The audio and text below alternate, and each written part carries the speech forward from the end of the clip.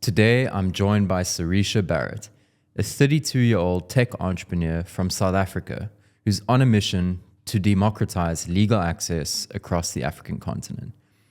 Serisha is the founder and CEO of LawyerUp, a legal tech platform that's breaking down barriers to affordable legal services for SMEs. In this conversation, we explore her path from a challenging childhood in Durban to becoming a force in African legal tech, her thoughts on AI's impact on entrepreneurship, the loneliness of building a business, and why she believes people buy into people and not just products. I hope you enjoyed this episode. So for the people listening who don't know you that well, what is the business you're focusing on right now? LawyerUp. And what is the problem that you're trying to solve with this business? So if we think about SMEs being the backbone of our economy and how they add over 40% to the GDP, if they're not compliant, they're not going to be able to get funding, whether that be from external investors, private investors, or financial institutions. But legal becomes so expensive. The bottleneck that we're trying to solve is expensive legal services, unsustainable legal services. If you even just think about the emoji of a lawyer, type in lawyer, it has a briefcase. Why do you have a briefcase with so much of paper? How many trees are we still trying to cut down? So how do we minimize that? How do we bring in sustainability into legal? How do we make sure that the turnaround time is quicker? And how do we democratize that access using technology? But with us, our differentiator is you're also able to understand these contracts in different African languages. We've localized it to Kenya, Botswana, Nigeria, and South Africa. My team is also very intentional. I have a 70% female team. The only two males is my co-founder and his assistant. Everyone else are Black females. Why did I do that? Because tech is a very male-dominated industry. How do we give a woman that looks like me an opportunity in this new space to create the life for herself and her family and families and generations to come? So that's the impact that I'm trying to create. Coming from a legal background, legal is so expensive. Yeah. I couldn't afford legal when I started my first business. And even though I came from a legal background, I couldn't sign off documents because I wasn't qualified at that point. Yes, people can go into ChatGPT and get a document, but it's hallucinating. So how do you eliminate that? Sorry, you said it's hallucinating. So ChatGPT is. Yeah, all of these platforms are not going to give you exactly what you need yet. Will it get to that point based on input and data that you give it? 100%. But right now, there aren't platforms on the African continent that exist where you can localize contracts, sign, store, share, track changes, all within platform. The idea came when I was invited to World Economic Forum in 2019, and they spoke about legal tech like it was so far into the future. But I became obsessive. I have a very obsessive personality. So when I obsess, I will obsess to the very end, and started drawing on my windows, on my table, sticking papers on my wall. Pandemic hit. I was like, well, no better time than now to launch it. And it failed. We had an app and it didn't work. This is the first version of LawyerUp. Of LawyerUp, yeah. Okay. And it was Sorry, how does it fail exactly? What happened? No downloads or? No one was downloading it, firstly, but also no one was downloading it because they didn't know it existed. I didn't have money for marketing. I sold my car. I drew out my Provident Fund. I was sleeping on a blow-up mattress. I was eating noodles, sprinkling cheese, calling it gourmet, and life was very tough. And my first CTO had left because I couldn't afford to pay him. Got another guy to fix the bugs. Things were changing so much. Now digital signatures were allowed and just advancements within legal tech started happening. And I was like, let's change the platform. Change the platform. He ended up leaving. He was like, you're not paying me enough. And I was about to liquidate the company. And that's when I started Boardroom. And then I was introduced to my current CTO and co-founder, which was 2 years ago. His name is Deji, and he's based in the UK, but he's UK Nigerian, by a investment principle. So I would still go to events and tell people my struggles. I'd be like, I'm really going through a tough time right now, and this is what I'm going through, but I don't want to give up on it. I'm going to say when this business fails. And she introduced me to him, and that's how it became what it is today. Oh, it sounds okay. So Lloyd Up failed at first. That's when you started Boardroom. But like, how did the idea to shift come? Like, usually when something's failing, you want to hyper focus on that to fix it, right? But then you thought of starting another company on top of that. I went through a breakup at the same time. Okay. And loneliness at the same time. Yeah, it was so bad. And loneliness is an epidemic. And I was like, wow, how do I help people like me? I'm a young professional. I'm 32 years old today. And there are definitely women out there like me. I also come from an abused home. So I wanted to make sure that I'm building a safe platform to find a partner. And my co-founder at that point, Wasani, came to me and he's like, well, are you on any dating apps? What do you use? And I said, no, I don't. And he actually saw me speaking about my businesses on a platform. And we started brainstorming and we started this. And then we brought in the third co-founder and now they are running it. So how does it work to start an app? Like, because obviously it's going to cost a lot of money, right, to get an app developed. So instead of, if you don't have that capital yourself, you bring in a dev co-founder, or did you raise money for Boardroom? No. So Wasani was the dev co-founder. So he came with the technical experience and expertise, and I came with investment raising, marketing, sales, just access to market. I could walk into any room and have someone that I knew that I could ask some sort of money from. Right. And it was the same with Lloyd Up. Was the same with Lloyd Up. Okay. So with Lloyd Up, it was a little bit different because I had started where I was using free tools like Zoom and WhatsApp to have the attorneys in a WhatsApp group, and then a Calendly link. And then I would be like, hey guys, have a client who's available. Okay, here's the Calendly link. Here's the Zoom call. Meet up. Let's build someone. Yeah. And that's how that started. So different journeys, but I'd like today to be focused on Lloyd Up. Yeah. We are currently fundraising. So far we've raised about $200K, but non-dilutive. So from friends, family, grants, competitions, and now we're raising $1 million. So pitching for 750 to $1 million. So what I'm obviously trying to do with all the exposure that I am getting is to be able to almost create like a little bit of FOMO. It's like, who are you? You know, people want to hear about who you are. Who are you? Yes. Let me give you some money. So yeah. let's see how it goes. Okay, so if we go a little bit back in time, you mentioned you came from abusive household. Life was tough. Can you talk a bit about like what was life like growing up for you in your earlier years? So my mom got married very young. She got married at 19, had me at 21. And it was pretty normal in Indian families to have a somewhat arranged marriage, which my dad was. And it didn't work out for them. They were just too young. So she ended up moving back to Johannesburg, took me with her when I was 6 years old, and lived with my grandparents in a very much normal home. We waited for Friday to have KFC. Everyone lived in one house. It was like 12 people living in one house. Big, huge Indian family. And I had a lot of support. So despite not having the money, they were still that support. They were still that upbringing of culture, morals, not just going out and meeting with boys and possibly falling pregnant and, just destroying my life. I came from a very strict family. Wasn't really allowed to go out, wasn't allowed boyfriends, that sort of thing. And at the age of 18, after being abused, I left home. And I was like, let me go stay at friends. My mom then found me a place. She still remained in the abusive relationship, and I left. And it taught me that I have to be financially stable to be able to look after myself. Just seeing what women do go through, not just my mom, but in general. Women abuse is huge, not just in Africa, but globally. And I always wanted to be able to create a solution for the issues that I had faced. So when I first started with Lloyd Up and my charity, it was very much focused about helping women with pro bono legal services. And then no one wanted to give me money for a business that wasn't generating revenue.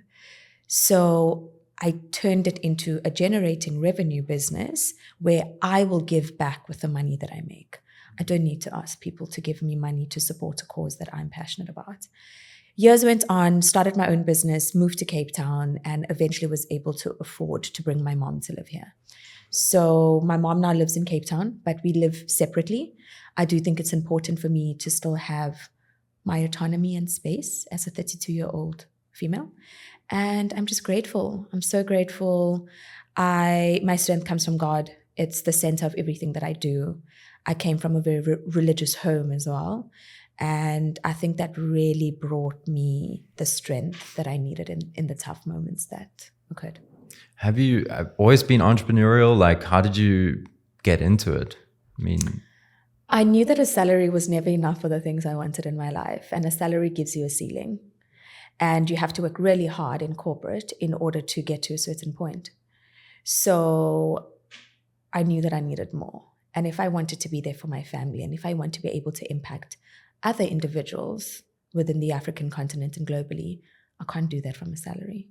So what do I enjoy doing that I wouldn't mind doing for the rest of my life? And that's just waking up every day and creating what I want to in this world, with the needs that I see and with the feedback that I'm getting that gives me the direction on how I need to take my dreams. Yeah. So I get to decide. I get to wake up every day and say, actually, no, it's cold. I don't want to do anything. Or no, get up and let's create this better life for you. Yeah. So it really comes from grit and resilience. I know it's such cliche words and I use it very often when I do speak, but I don't know how else to describe it besides proper grit and resilience that you've got to have. No one can teach you how to be resilient. It's either you have it or you don't. And if you don't, it's okay. Maybe you get inspired by someone that you see. Maybe it just comes with learning. But I've just had this thing in me I just want to be better. Do you think people are born with that? Born with resilience, grit? Can anyone learn it? I think it's a feeling. Yeah. I think it's a feeling. Yeah. Okay. Yeah, no, it's interesting. I mean, being an entrepreneur is definitely pretty damn hard. And you were mentioning it's lonely as well. What has been some of your experiences with loneliness in this world? I think being at the age of over 30, you start seeing your friends that are engaged, married, having kids, and it's just me and my dog. I have my dog and I love him so much and he's my absolute best friend, but he doesn't talk back. So how do I have that just person to speak to? Hey, Serisha, how was your day? What were the challenges that you went through in your day? Can I help you with anything? Have you eaten? And I don't have anyone asking me that. So it does start to feel a bit lonely. Do I want to get married right now and have kids? No. But I would like a partner. And it becomes very difficult to find a partner when you are constantly traveling and obsessing over your job and your career, that all you speak about is yourself and what you do. And your idea and your business. Yeah. And you get so excited about it that you forget that that's also another human that wants to get asked, how's your day? So two ends of the stick there. And I'm finding myself in the middle of, I'm not sure. I don't think it's lonely where I feel I don't have enough to fill my life. It's this thing as a woman just wanting to be loved.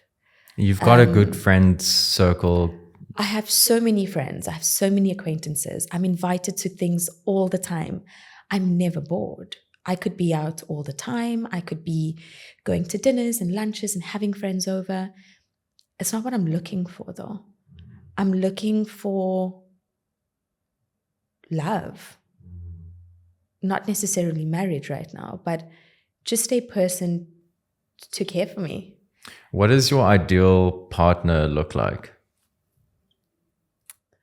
Ideal partner. Well, definitely must love family.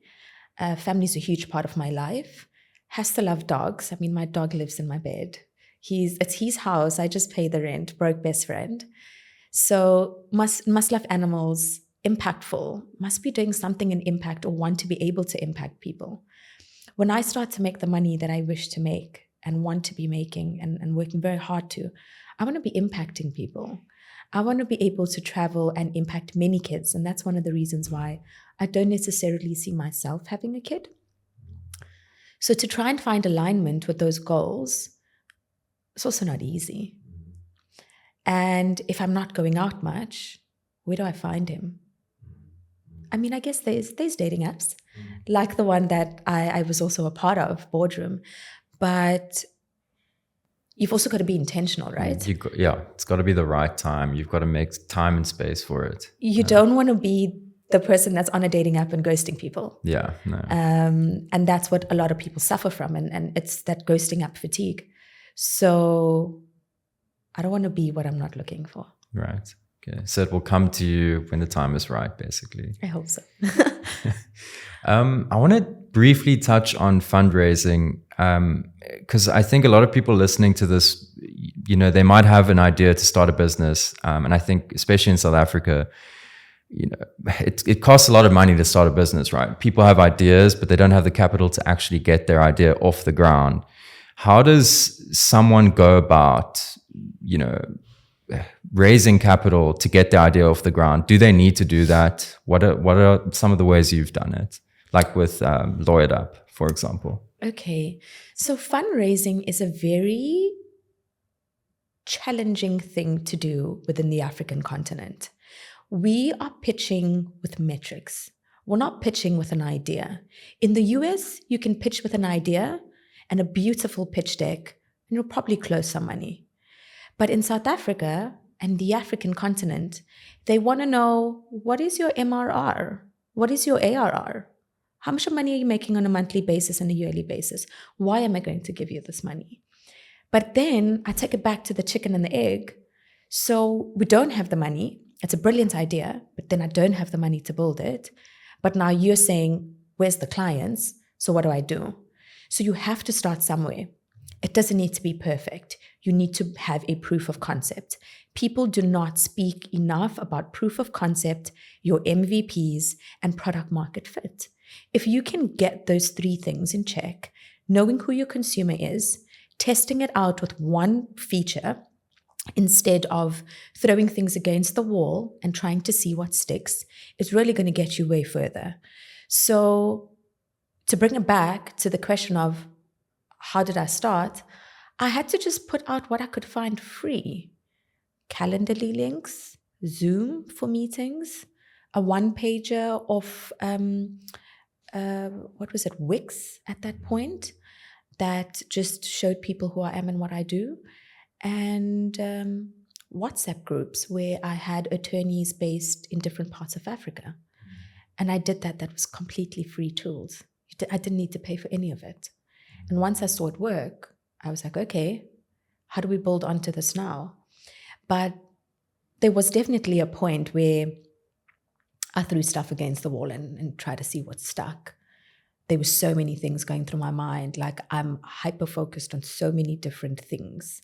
And when I say hyper-focused on so many different things, like, I will go into a rabbit hole on one thing today and then another thing in the next couple of hours, and then but like in depth, where I don't stop, I don't sleep, my mind is overworking.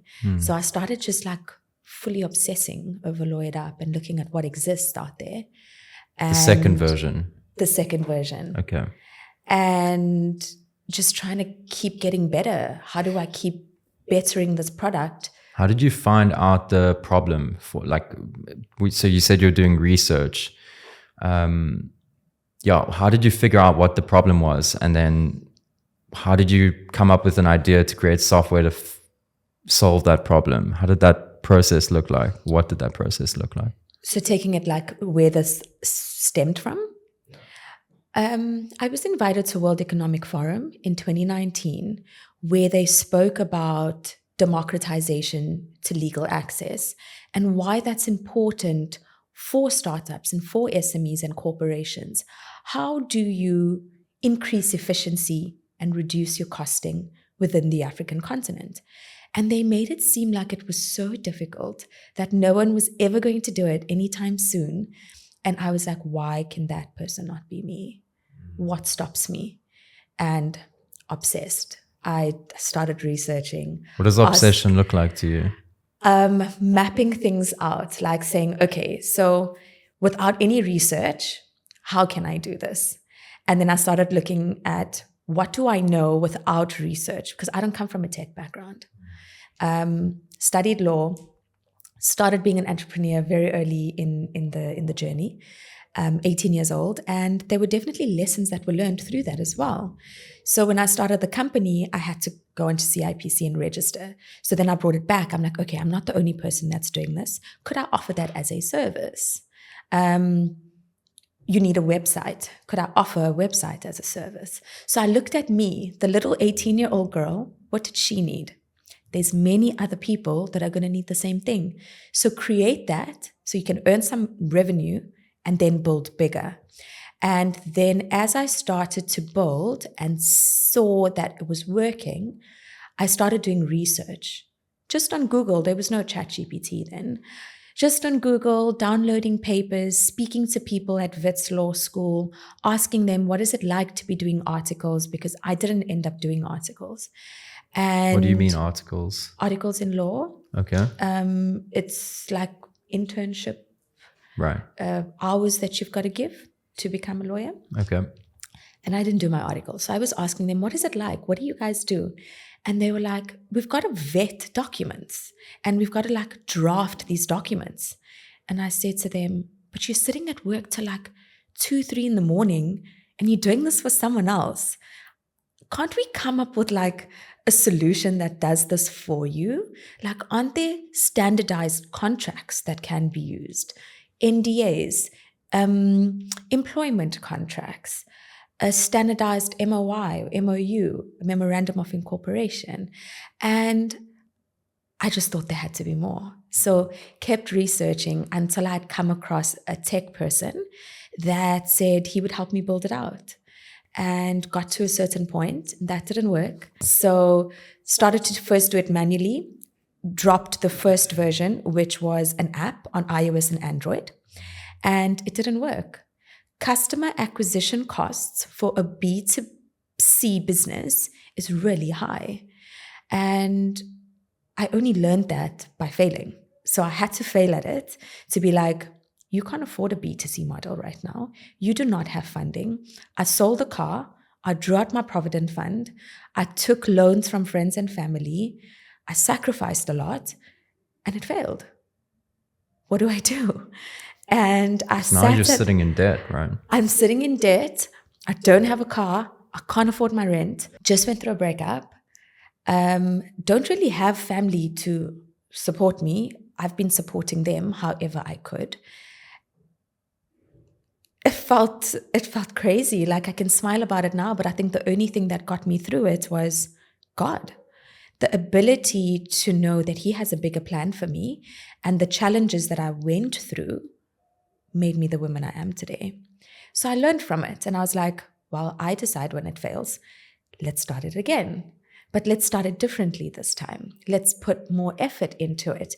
Let's start speaking to the right people and getting into the right rooms. And that's when I started getting into accelerators and incubators. Just on that note, you say getting into the right rooms. How does someone who hasn't been in the right room yet figure out how to get into the right room? How did you do it? Closed mouths don't get fed. I literally asked. I would see someone on Instagram at an event and I'd be like, hi, is there a link for me to apply for this community that you are part of? And they would be more than happy to help because I'm asking. And then I would get to tell them about my business. And I would do the same on LinkedIn. And I would reach out to all of these people and say, hi, what suggestions do you have for me? Where can I go and look for more advice and opportunity to learn how to raise, to learn how to sell, to learn how to bring a product to market within the African continent to learn how to hire. And it's everything that I learned on the journey of just asking. So getting back to fundraising, it's very difficult in Africa. You've got to have a proper MVP, but that doesn't mean you need to have money to do so. Get out something. It doesn't need to be perfect. Get out a minimal viable product and test it with 10 people, 10 of your friends. Tell your friends to give you feedback, take that feedback and build more. Feedback is going to get you way further than anything that you may read online because it's honest feedback from friends, from family. There's community groups that can give you that feedback as well. So it's really about being able to ask for the help. And most people would be willing to. I mean, I'm willing to. I mentor startups within the African continent for free. And I do that because I wish I had that when I was starting out. So, yeah. For the second version of Law It Up, what was the MVP? What did it look like there? So for the second version, we went straight into it. My co-founder, which is my co-founder now, his name is Deji, and he's based between the UK and Nigeria. He's a lawyer by profession, but he also learned how to code. So it was the perfect match. And he understood the gaps in the market from a legal perspective, but he also understood what capabilities from a tech perspective could be done immediately and with what resources. So who we are right now is the version that has gone live. We are in 4 different markets. We're working with large corporations, the likes of a Telkom and Old Mutual, financial institutions, cement companies. Supply chain is huge in order to automate those processes. So it's grown tremendously in the last couple of months. Are you reaching out to these people or are they finding you? Like, what does your marketing strategy look like now? So it's B2B now, right? Right now, it is a B2B2C model. So for us to impact many SMEs, we're doing it through corporates and larger organizations and go-to-market partners. So it helps us to get the access with a bigger player and reduce their costing and increasing efficiency. So what does that look like? It's me cold calling. Hi, I'm Serisha from Law It Up. How are you? Sending out emails, sending out LinkedIn requests, doing research first, getting their details, sending them an email. Is that the best way of doing it? Probably not. Is it working for us? To a certain extent. Could we automate more of that processes with all of the AI tools that exist? Of course, and that's where my mind is at right now. How do we start automating this outreach? But again, people buy into people, not into product. Yes, of course, the product is working and we have an incredible 70% female team, but people buy into people. And that's why I find that there still has to be that personal touch. If I am sending you an email, I'm really sending it because I've researched you and I think that we could add value. What if you automated the first layer and then, to close the deal, so to speak, you could then reach out in person? Would that be something, automate the beginning phase and then after that's done, if they're interested, then you could add that like human touch. Would that be something that would work? I mean, I guess it's just A/B testing, right? Like you're never going to have it all figured out. And every country that we expand in, culture is different. So you also need to have on the ground individuals that understand the dynamics, that understand different cultures in these different African jurisdictions. So it's just every day I learn. Every single day I'm learning something new on how to progress with funding, how to progress with sales. And when is the right time to also get funding is something else that's quite important. Yeah, how do you know when the right time is? I could have gotten funding way earlier. I mean, the funding that we have gotten was through accelerators, incubators, and competitions, which got us to this point. Then we started revenue generating, which allowed us to hire more staff and expand with the money that's coming in. I didn't want to take funding because what tends to happen is you give too much too early in your journey. Equity. I wanted to not dilute too early. Currently, my business partner and I own 50-50 of this business. I have not diluted to this point. but I've gotten non-dilutive funding. I've gotten into the rooms that I need to, but it was strategic. It was smart on how I wanted to do it. People said, but Serisha, it's taken you 5 years. I said, but I've had 2 different versions. I've pivoted. I've had an app. I now have the web app. I now have a bigger team. We're now in different African countries. I'm not in a rush. I'm building it the way I want to build it with the most value that I'm going to get out of it in the long term. And that means having a proper MRR. Your MRR is your monthly recurring revenue. I wanted that to be at a really good point before I fundraise, because then my conversations become easier. Yeah. I'm not begging you for money. Yeah. I'm now saying, grow with me. And if you don't, it's okay. I'm also not looking just for money right now. I'm looking for partners. I'm looking for you to be mutually invested because you believe in it. You have access to market, and we have the team that you believe in. And that's important. I could go take money and then give 40% of my business. And then when I do raise again, I now own 10% of this business. And I'm so uninterested because there's no autonomy anymore. It's not my business. I might as well work for corporate. So it's important. Timing and strategy is so important. Do you think many people fundraise too early? Many people fundraise out of desperation because for them to scale, they need to fundraise. But in my opinion, if you're not revenue generating, are you a business that should be funded? And I was on the other side where I'm like, please give me money. I need it to scale. And I had to shift my mindset. And I said, I want to invest in women startups at some point when I have an incredible exit and money that I hope to have. I will be investing. And I thought about it like that. And I said, well, if you're going to be the women investing, what are you looking for? And everything I was looking for, I was not. So I had to do that. I had to fail. I had to learn. And I had to reel it back and say, you're not ready for funding. Do you even know what you're going to do with this? Do you have a strategic plan on how to execute this funding and get into new markets? And I think the time is now. 5 years later, we are ready to properly scale after learning the different markets that we're in. What does scale look like to you right now with Lloyd Up?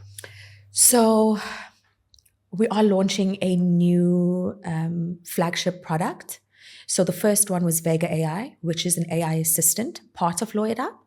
Our second flagship product is one that's very dear to me, where this is going to be our first global product. So we are matching attorneys and clients based on prompting questions, jurisdiction, and affordability. So this is a global product, and that for us means global scale. But if I look at Lloyd Up's platform being the CLM, that is getting into different African markets. So our next market is going to be Senegal and Ghana. So we are currently in Kenya, Botswana, Nigeria, and South Africa. But we have a few clients in those regions. For us to have proper access, I'm looking at hiring salespeople within that region, directors that are on the ground, that understand the culture, that can get into the rooms way quicker than me, and scale on that. To be able to get market access at this point where the rise of legal tech has now happened, I'm really excited. I'm really excited. Does the software that you've created change based on the country you're in? Yes. Like dramatically, right? Because No. the laws are different. I mean, the countries that we're in are operating with being colonized by the British. So if you look at the laws, they're very similar. And there are slight changes, of course. But we have heads of legal to assist us with being compliant in that region. So it's not a one-size-fits-all type of contract. It is a localized contract with that location and with the capabilities of an attorney. So we're not just saying AI generate this. We're saying attorney help the AI to generate this. Right. Train your model. How do you integrate AI into Lloyd App right now? How's it working exactly? So Lloyd App is a contract lifecycle management platform. And what that simply means is you can sign, you can store, you can share, you can track changes within platform, you can ask your contract questions, which is through Vega AI, and you can have this all in one consolidated environment. So instead of looking at a share drive on Google or in your emails, we're launching integrations into Zoho, into Slack, into Google Drive. And that's also launching in the next couple of days, actually. So we're making integrations easier. So there's that part of AI. We have our AI agent, which is Vega AI. Interesting. And is that in-house or is that It's all in-house. Okay. Built by females. It's insane. I love my team so much. Can you explain what an AI agent is? Because I feel like it's only now becoming known, but still most people don't really know what it actually is. Okay, so an AI agent is simply technology having the autonomy to create a contract for you without you doing too much. You input information once when you sign up onto the platform, and it auto-populates it into your contracts. And if you need to ask it a question, you're not speaking to a lawyer. You're speaking to an agent. It's a legal agent that's been trained on all the questions that it's been asked, and just on jurisdiction, different research that we do, localization that we do within different industries. So we also don't cover all industries until a point that we can, because it's also expensive to do so. If we look at the next stage of AI right now, we're looking at agentic AI. That is on another level. You don't even have to put in information to generate a contract. Okay. You just say it to your agent and it generates it for you. Okay. It scares me a little bit. So when you speak of AI agent, but so you train the AI agent for your particular problem, and in this case, we're talking about the AI agent for Lloyd App. 100%. But you can train an AI agent for any type of business model, right? Does the public have access to this kind of thing, or is it something you have to code yourself or create yourself? Like, how do you get an AI agent to help you with your business? I mean, it's very much industry specific, right? So of course, when I explained what an AI agent is, I was speaking to the industry I'm in, being legal. Yeah. But you have different types of AI agents. I mean, we're using some of them for call centers now. And the public does have access to this, but do they want to use it? We also have that very fine line of, is this agent taking my job? And I think what we need to realize is, it's not about taking away your job, but it's about how do you use this agent to help you minimize the hours that you're spending on a task and maximize that output and having multiple different revenue streams. So think about it as your assistant. You're helping AI agent. AI agents exist in different industries right now. How do you create an AI agent? There's AI creating AI agents. It is crazy, but so could you explain, like, how, let's say Tom owns a cell phone store, how would he go about creating an AI agent to help him in his store? Like, where would he go? So the first thing would would his store need an AI agent? Yeah. I think that would be, so it's very much industry specific, right? Why are you getting this agent? It makes sense for a call center because there's like mass things coming through. It makes sense for questions, maybe accounting questions where you don't have to book a consultation with a tax consultant or with an attorney if it could be answered by an agent that's trained. Is there risk that comes with that? Of course there is. Is it very new to different industries? It is. But it's really about being able to use what exists out there to maximize your output. Okay. There's different platforms that you can create agents on right now. Okay. I've been watching different YouTube videos. I camp on YouTube at night. Between 12 o'clock at night and 3 o'clock in the morning, I'm camping on YouTube. I'm obsessing over different things. So I'm just going into this deep hole of everything. Right. And then I'm overwhelmed the next day. And I'm like, oh my gosh, what do I need to do now? Yeah. But it's such an exciting time. People are making so much money with just using AI. Have you heard of Lovable and Replit? Yes. So essentially, this is AI that can build you a software, right? Have you experimented with it yet? No, I haven't.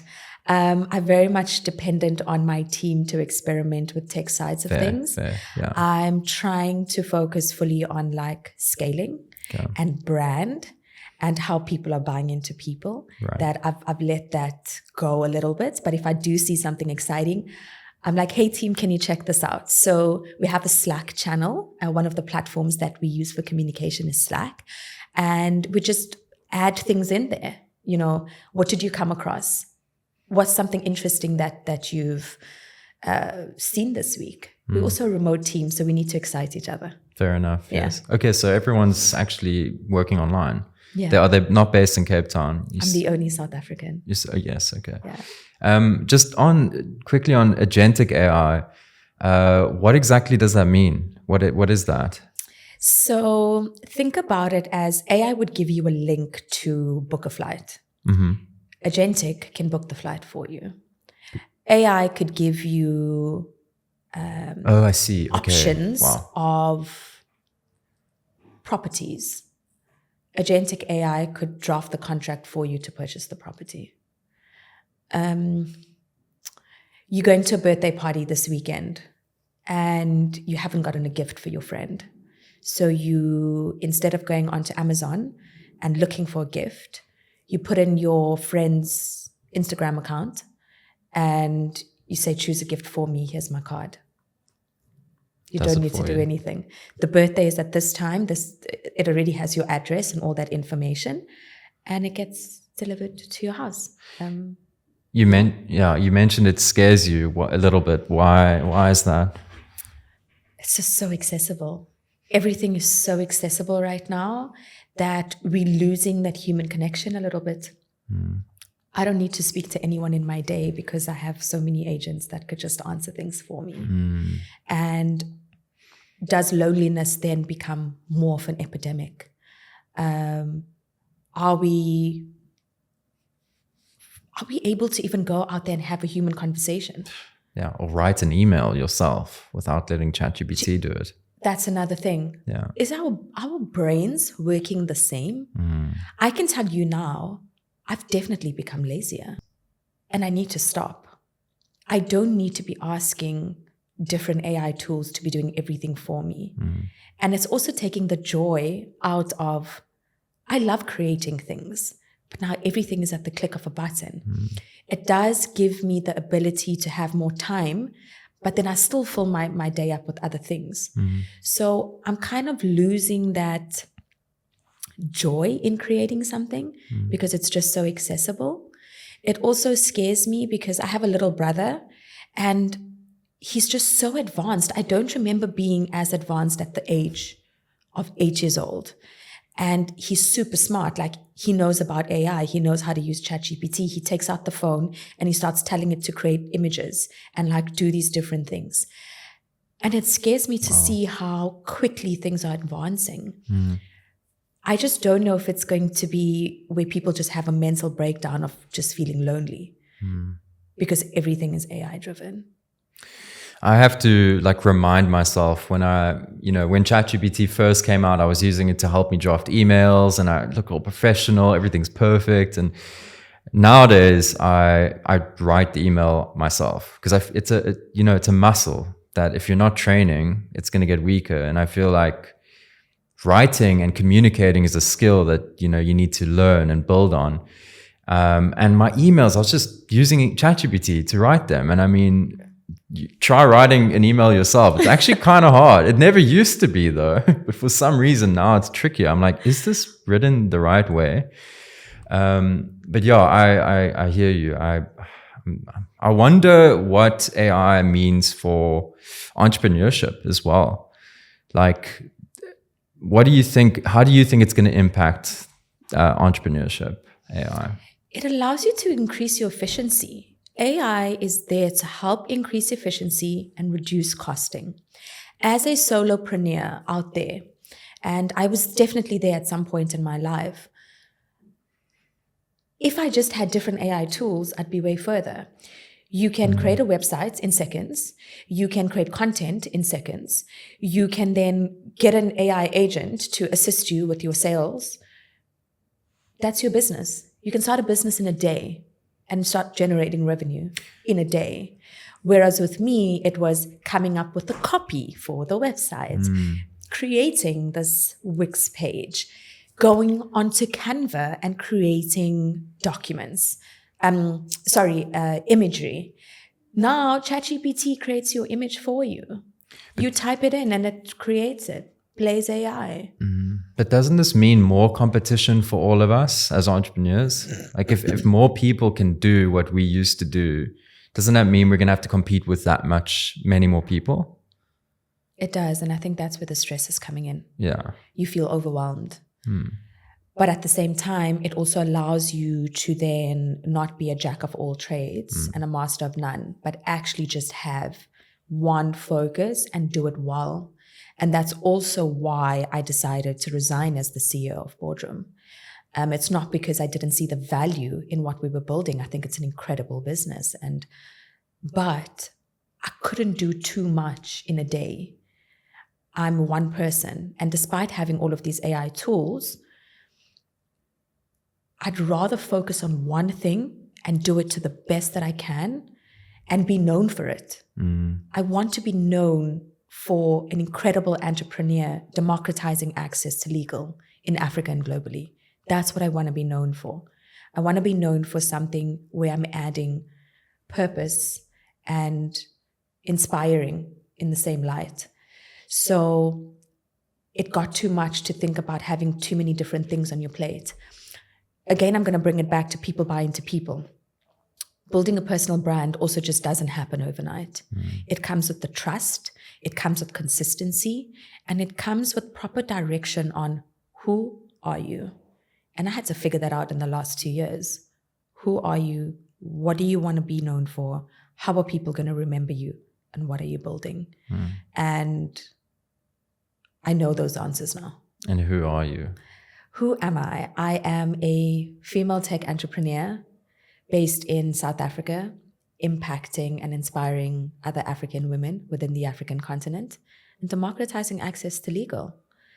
I think that that's really important, being the backbone of our economy. Will I do many other things in my life? Of course, I'm a builder. Serisha is a builder, and it doesn't stop here. So how do you think AI will change the legal profession?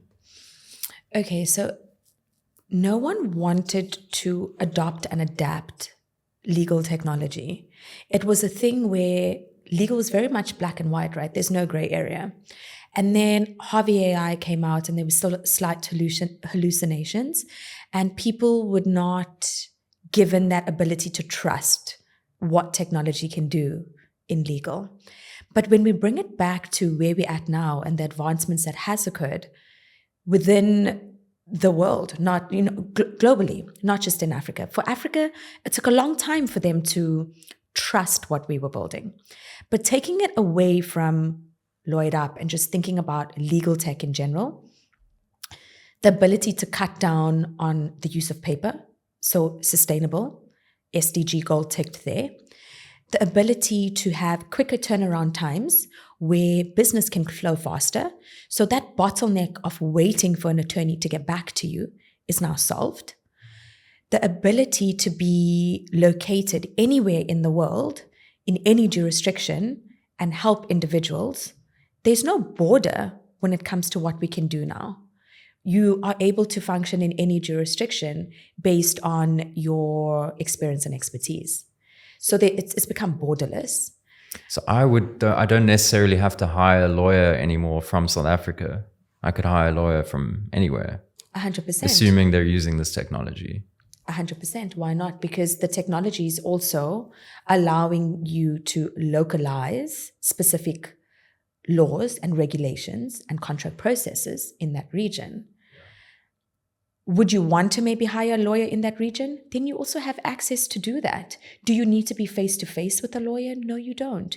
You could want to buy a property in the UK and use a platform to connect a lawyer with yourself in the property industry in another country. What it also allows us to do is signing of documents. Digital signatures are now a thing. Yeah, it's such a mission. When you meet with a lawyer, they have like 20, 30 pages for you. You got to physically sign every single page. Exactly. Doesn't make sense. And now that digital signatures are passed, that's definitely making it easier. And if we look at how much of time is spent on cases and research, you can find the case that you need in a matter of seconds. You type it in, and you're finding what it is that you need. This is helping lawyers reduce their costing when they're also billing their clients, which in turn is democratizing access to something that's needed in the world. So I think it's a huge win. How quick will Africa adopt? That's a bit concerning for me. I mean, it's taken a long time. But education is going to be very important as we go through this journey. Why is it taking such a long time for Africa to adopt this? Education. Okay. They don't understand. They never understood prior to this why legal was important. They would find a contract online or not have a contract at all, and then end up losing lots of money or not being able to scale a business, and still remain the spaza shop on the corner without having to scale. But now with all these different programs that are coming out, that little spaza shop can be an incredible impact in the community by opening up multiple shops, having proper contracts in place, getting the funding that they require because they make money, and registering that business and creating job opportunities. But it comes down to education. So I break it down into what is an NDA, when do you need it? What is the shareholders, when do you need it? What is an MOU, what does that stand for? So before trying to push technology down someone's throat, educate them on what the actual base and reason was for this initial contract and how it's now done faster at a reduced cost. So that's the next step for us, is to be able to do way more content creation, possibly using AI as well to create these videos. Like reels on Instagram. I've created an avatar of myself. So I'm going to start training this avatar to speak about different legalities that are vetted by an attorney. I am not a lawyer, so it has to be vetted by a lawyer. And then I just give it a script and it's like an animation of you. It looks exactly like me. Really? No, it's crazy. What? Oh, well, like, so it's a realistic representation of you. It's not like an animation, cartoon kind of. I had to take the video, created the avatar, and now I'm training it on how I sound. Okay, so it looks exactly like you. It looks exactly like me. So if there was the avatar on you and you wouldn't know the difference. I wouldn't know the difference. I promise you. I'm going to send you a video. That is so wild. Yeah, we created that with a company based in LA called Creator Up. And they've been like a partner for us with using generative AI. And we use Gen AI for contract automation, and they use Gen AI for creation of videos and imagery and avatars. And we did it in 2 different countries. I was in my lounge, I took a video, I recorded it, and they created an avatar. It's scary, but it's actually quite cool. Wow. So this allows you to basically, you can educate at such a faster rate actually now, because you don't physically have to be there anymore. I don't have to physically be in a studio recording. You can just give it the script. One video of me in a studio recording. Okay. And it will look the same for every other bit of content I put out there. I see. Please send me that video. I really want to, I'm so curious what it looks like. I will send it to you. It looks like me. Wow. It is me. That's wild. It just sounds like a posh version of me. Can you change the posh version of? Okay. I'm training it. So the more you train it to to input information, and the more advancements are coming out, it's going to sound more like me. Okay, so you have to speak to it more. Yes. Okay. It's a bit weird, but yes. Okay, is it like you speaking to your phone or is it? Yes. But it's on my laptop. So it's just transcripts that I'm giving it. Right. And then the moment that it fully sounds like me, I'm going to release a whole bunch of videos that look like me. Yeah, you must almost do like a test, see if people can tell the difference. I did. And people were like, I really thought it was you. I put it on my story. Yeah. Yeah, recently. Yes. Okay. Is it still up? No. But it was like 3 days ago, but I'll send it to you. Okay, perfect. Okay, just a couple more questions. One of them is, so just coming back to your life, yeah. Like, what does an average week look like for you at the moment? My average week is days go into nights and nights go into day. And there's no such thing as work-life balance. Being a female in a very male-dominated industry, I have to work way harder to get a seat at the table. And I've realized that if I'm not going to get a seat, I'm going to build a table. I'm going to have my own seat and invite people. And that's where I'm at right now. I've become way more confident on who I am and where I'm headed. And that's allowing me to be able to impact more.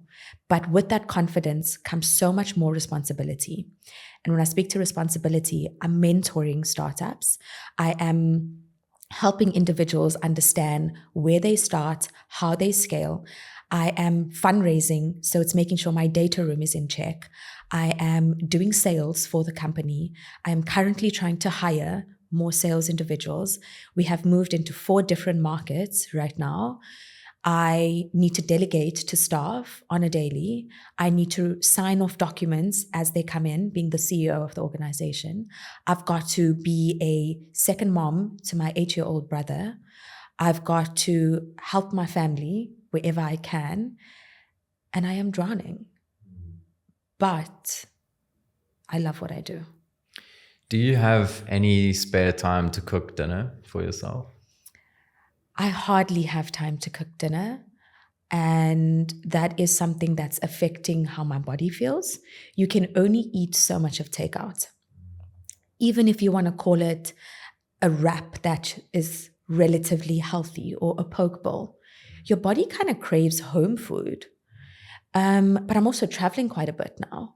And if it's not within Africa, it's then Joburg quite often. And if it's not that, then it's the UK. So time is limited in my day. I also have a dog that I love very much and I have to walk.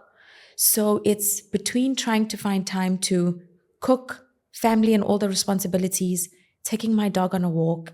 It's really hard. Like it's really, really tough. Are you ever able to switch off at all? Even when I try and sleep, my brain does not shut down. I'm really feeling like tired and I can't get it to shut down. Even if I tried, even if I went out for drinks, I'd end up speaking about work. And my friends are like, is this all you speak about? And like I said, I'm obsessed. I don't know what it is in me. Like I can't explain it. I just want more for the people around me. I want more for myself. I want more for my family. And I have to get it. So I don't have a balance right now. Will I eventually get there? I'm sure I will. As I get to delegate more and get more comfortable with it, as I get to learn how to be the CEO that I want to be, I'm learning as I go. I sometimes Google how to be a good CEO. I'm like, am I doing this right? And I'm just trying. I'm just navigating every challenge as it comes with the best of my ability by asking for the help that I need and trying to fill up my day with the things that I need to do. Whether that means working till 3, 4 in the morning, I have to do that right now. There'll come a time, hopefully in my 40s, where I am so stress-free, and those that didn't put in the time when they were younger are going to have to work much more than a person like me. I'm setting myself up to have a calmer life when I'm older. I'm not even 32 yet. I'm almost 32. I still have the energy. I have the capabilities to stay up late and not eat as healthy. Is it good for me? No. But I know it's not good for me, which means I'll fix it as soon as I can. Yeah. So I'm trying to meal prep. Yeah, that's a good one. It's still hard though, eh? It's still so hard. It is so hard. I'm now trying to find someone that could like make meals for me. Yeah, there's and freeze it. Yeah, there's a couple of companies. I've used two. I forget the names of them now, but there's one that delivers fresh food to you, like I think like twice a week. Okay. So you refrigerate it, and then there's another one who delivers like everything all at once, frozen, and then you freeze it. Okay. It's quite cool. It tells you the calories on it, the carbs, everything. Another question, when times are tough in your life, who is it that you turn to? When times are what tough. do you turn to? God. God. My faith is so important. It's really helped me to believe that there's a bigger plan for me.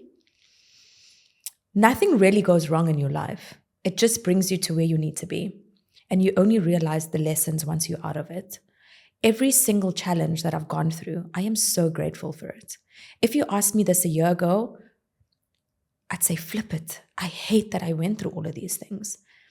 But today, I'm sitting here saying, thank you so much, God, for every challenge that you've brought my way. I would not be the strong individual that can take on these multiple different challenges and things that I need to execute in my life if it wasn't for the failures and everything that I went through. The tough times, the no food, I'm now more grateful.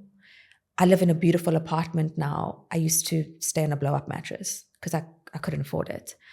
I wasn't that close with my family, but now my family's everything to me. I love animals so much, just being close to my little dog. I admire women that are hustling and want to give them any time that I can. So I'm just so grateful. I'm in a space of so much gratitude. The rooms that I find myself in, I'm just a little girl from Durban that's standing at the London Stock Exchange in London 2 weeks ago, speaking about what I'm building. And I'm like, who do you think you are? Exactly who I think I am. But it wasn't easy. I definitely had imposter syndrome. But I prayed about getting to this point. And I didn't stop praying when things got bad. I prayed more and I was like, God, this is your will. But if I zoomed out into what's happening, it's actually not that bad. But if you're going to zoom into every little thing that's not working out in your life, you're going to be so miserable. I don't want to be miserable. I want to be grateful because I'm going to attract better things in my life. And when you start to stop chasing, you just attract good people, good energies. Even when I sometimes have bad days now, I just wake up and I say it's just a moment or a situation that's bad. It's not a shitty day. It's going to be a great day, but I get to determine that. So I wake up and I thank God for the day, and that's how I start every day. Interesting. Well, Serisha, thank you for sharing your story with me and also being so open. I really appreciate it. And yeah, is there anything else that you want to touch on before we end?